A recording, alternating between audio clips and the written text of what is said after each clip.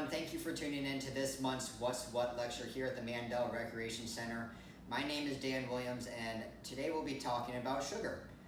So they say some sugar is good, some is bad. What's what? So to start off with an overview of what we'll be covering today, we're going to start off by talking about different types of sugar, how it can be categorized, how you might have heard the term used before. We're going to go over a couple common questions about sugar. We're going to talk about reasons why you might consider cutting back, and I'm going to leave you with a couple of tips to help you do just that. So what is sugar? It's a term that can be used for a couple of different uses. It's kind of a general term to describe a group of carbohydrates. The form that we are most familiar with is sucrose, that's our table sugar, for which 1 teaspoon is about 15 calories. So one way that you can categorize sugars is by breaking them into groupings of simple sugars and complex sugars. Your simple sugars are going to be your monosaccharides and disaccharides. Glucose, fructose, and galactose are your monosaccharides, while sucrose, that table sugar, lactose, and maltose are your disaccharides. And disaccharides are essentially just two monosaccharides put together. These simple sugars are going to be easier to break down and generally accompanied with a little bit less nutritional value than their counterparts, the complex sugars. Your complex sugars are going to be oligosaccharides and polysaccharides, which are essentially just larger chains of those monosaccharides and disaccharides grouped together to make those longer chains. They are going to require a little bit more energy to break down, but also going to be associated with more nutritional value, generally speaking, such as fiber, vitamins, and minerals. So what's better, simple or complex? It really just depends on the goal. Neither of them are necessarily bad. Both of them have their uses. Simple sugars are going to be a little bit more immediate, so if you need kind of that quick punch, quick jolt, little short burst of energy, simple sugars will be a little bit more convenient, but complex sugars are going to be more satiating and provide that nutritional value, so neither one of them are bad.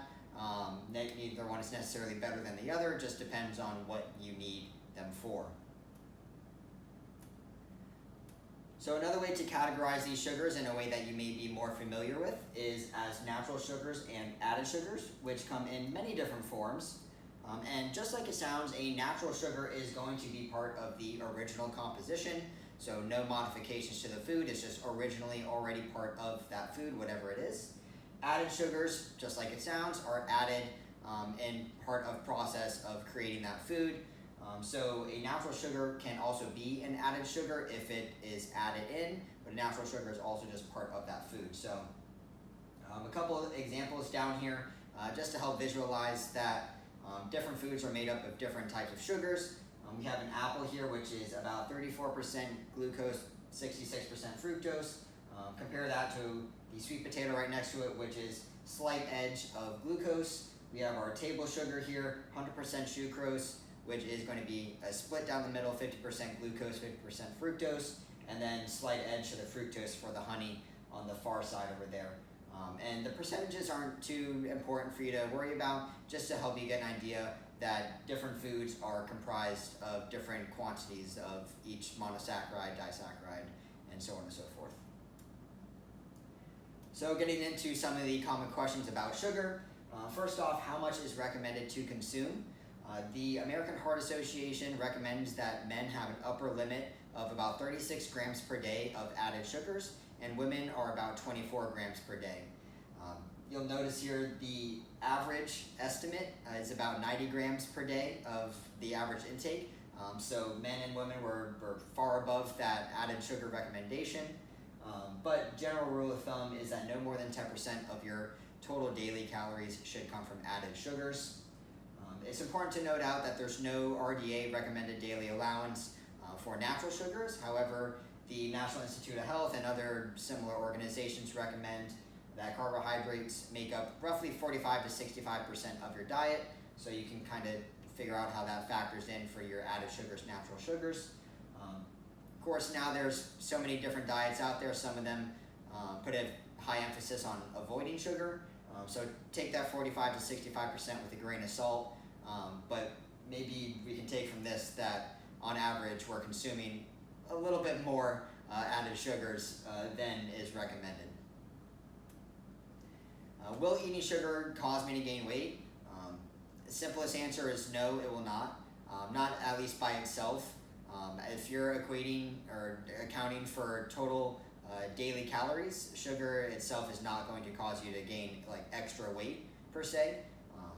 The problem with sugar is that a lot of sugary foods that we like to consume are also not very satiating, meaning they don't fill you up. And so it's very easy to consume large quantities of them, and those calories still count. We call them empty calories because they don't tend to have nutritional value, they don't fill you up, but they are still going to count in terms of your total caloric intake. So in that sense, sugar can cause you to gain weight by way of not filling you up, and so you eat a lot of it, but by itself, it will not cause you to gain weight. So we'll talk in a little bit about how you can kind of compensate for that, but keep in mind, it's always going to be if you're consuming more calories than you're burning, you're going to gain weight, and sugar happens to be, easy to consume a lot of. So what about artificial sweeteners?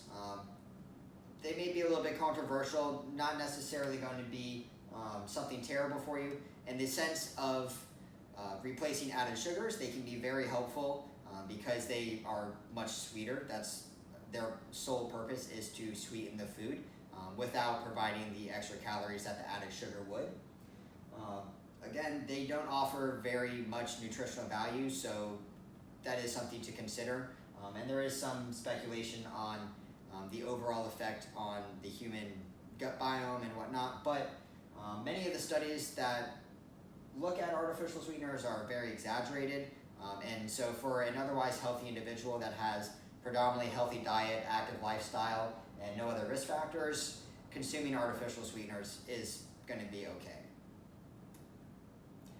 Should you be concerned about high fructose corn syrup? Again, the answer is probably not, as long as you're consuming in moderation. The problem again with high fructose corn syrup is that it is associated with those foods that are not very satiating. Sugary beverages especially, lots of calories that don't provide any nutritional value. So you'll tend to stack on those calories, and that can lead to weight gain and other negative health effects. But high fructose corn syrup in itself is not going to be bad for you. The recommended daily allowance for that is about 100 grams per day as an upper limit. So as long as you're underneath that limit and otherwise healthy, high fructose corn syrup is not necessarily something for you to have to worry about.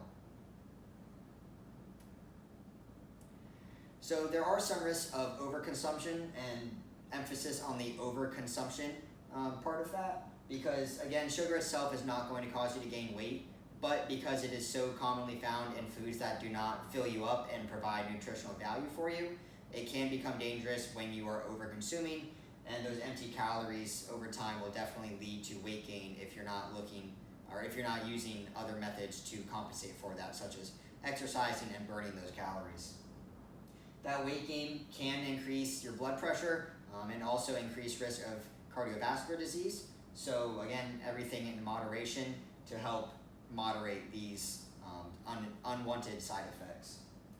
There is a unclear correlation with cancer. It's very weak what is the correlation, and there's definitely no causation from it. The studies that look at it, there's one study that does put an emphasis on premenopausal women. So if you're a premenopausal woman that is predisposed to diabetes and obesity, then maybe you should be a little bit more concerned about your added sugar intake. But generally speaking, there's not a very strong correlation with sugar intake and cancer incidence. So nothing to concern about. Eating a couple of donuts will not lead to cancer, so don't freak yourself out over that. There's also some speculation on the effects on cognition as we age, and specifically with memory. But again, the research is not clear. More research is needed. And again, eating a little bit of added sugar here and there is probably not going to be the major cause for concern as we get older. Cavities could be a concern if you're not brushing your teeth, of course. Too much sugar and anything not brushing your teeth is probably not a good idea. So tips for cutting back: first and foremost, read the nutrient labels. Be aware of what you're consuming. That's where it all starts. You might be consumed about where those added sugars are sneaking in, so read the nutrient labels. We have an example on the left side over here. See if you can guess what that is from. 39 total grams of added sugars in one can. Maybe even just paying attention to that will help you to realize where those added sugars are sneaking in your diet and where you can start cutting back. Be more active, right? Put those calories to use. All this talk about otherwise healthy, having an active lifestyle is definitely going to be a factor in that. So be active, put those calories to good use, burn the sugar, and that'll set you off on the right foot. Eat satiating foods first. Real fruits are a great option as opposed to fruit juices, for instance, but maybe avoid snacking before dinner. Have a full meal, let it fill you up, and then maybe if you're still feeling snacky, then you can have a little bit here and there. Don't chastise yourself if you're not perfect. Nobody's going to be perfect, and it's really not worth the mental stress of kicking yourself over having, a cookie after dinner or something like that. But you can eat the satiating foods first, and hopefully that will deter some of the temptation. Drink more water in place of sugary drinks. That's a big one. Not necessarily water, but it can be sparkling water or flavored water. Something that is going to replace like the Gatorades, the sodas, the sweet coffees that are loaded up with all other stuff. So that kind of goes hand in hand with our next point here of using substitutes and managing portion sizes. So Coke Zero in place of Coca-Cola, black coffee, unsweetened tea. May take a little bit for you to acquire in a taste, but that can pay off in the long run. Cooking at home, you can replace sugar with cinnamon, vanilla, stevia, cardamom. Those are all good options to use as substitutes. And if you haven't guessed already, this nutrition label over there is from Coca-Cola. So that one can of Coca-Cola, unfortunately, is going to be accompanied by 39 grams of added sugars. I love Coca-Cola too, so it's hard to hear, but that's the reality of it. Manage portion sizes, maybe have half the soda one day, half the next day, or have one every other day as opposed to every single day. There's a couple different ways you can go about it, but managing the portion sizes and using substitutes will definitely help you with the overall consumption. And finally, words that I like to leave you with, sugar is not evil, but moderation is key. Too much of anything can be a bad thing. So, watch where you're taking it in and be aware of how much is in each food that you're consuming and ways that you can cut it down. Major issue is many sugary foods lack the nutritional value that we would hope they have, and they're not very satiating, so it's easy to eat a whole lot of them, which leads to weight gain, which can lead to other health concerns. So I'm going to keep hammering it home. Moderation is everything with this. A good place to start cutting back sugary beverages, especially the Coca-Cola as we just saw, but Dunkin' Donuts drinks, sorry to hate on you, Dunkin' Donuts. I like the coffee too, but it's loaded up with sugar. So maybe sugary beverages could be a good place to start for you. Be more active. This is a big one, right? Burn those calories, right? If we're taking in the sugar, we should put it to use. We shouldn't just ingest it all and then sit on the couch and feel terrible. Instead, go out, be active, and then consuming those calories in the form of added sugar won't be so terrible for you. So there are many options out there for reducing sugar intake, but for most people, again, as long as you're otherwise healthy, being active, and putting those calories to good use, having a little bit of added sugars here and there is not going to be a downfall for you. So go ahead, have that donut. Don't feel bad about it. Just do it, again, in moderation. Don't do it every single day. Have some self-control. I know it's hard sometimes, and again, if you do go off the rails, don't punish yourself. Just get right back on the track and keep on going. Obviously, those foods are very tempting, and myself included. I'm not just preaching without being guilty myself. But there's so many different ways that you can approach it. Find something that works for you. Cut down a little bit here and there, and it can make a big difference in the long run. Thank you for tuning in to this month's What's What on sugar. Our next What's What talk will be on June 30th, and we'll be talking about sun safety. So make sure you tune in there. Have a great weekend.